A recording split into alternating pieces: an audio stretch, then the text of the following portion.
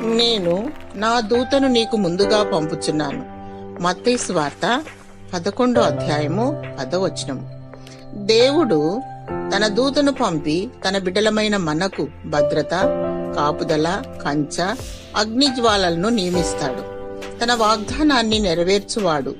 నీవు ఒంటరివైనను, దరిద్రపు స్థితిలో ఉండినను, నిన్ను ఆదరించువారు కరువైనను, సాక్షాత్తు తన దూతలను పంపి దేవుడు దుష్ట శక్తి ప్రభావమును లయపరిచి చీకటి శక్తులను పారద్రోలుతాడు.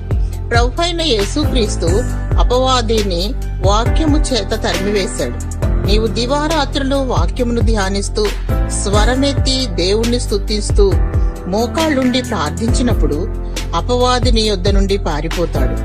దేవుడు నిన్ను, నీ సంతానాన్ని, బంధువర్గాన్ని, నీ ప్రదేశమంతటినీ కాపాడుతాడు. నీ పిల్లల యందు జాగ్రత్త వహించుము. వారి కాపుదల నిమిత్తము కన్నీటితో ప్రార్థించుము. వారికి జీవవాక్యమును నేర్పించుము. వారు వాటి నుండి తొలగిపోరు. నా బిడ్డలకు ధైర్యము గల ఆత్మనిమ్మని ప్రార్థించు.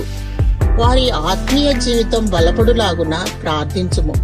దేవుడు నిత్యము నిన్ను, నీ కుటుంబాన్ని కంచెవేసి కాపాడునుగాక. ఆమేన్.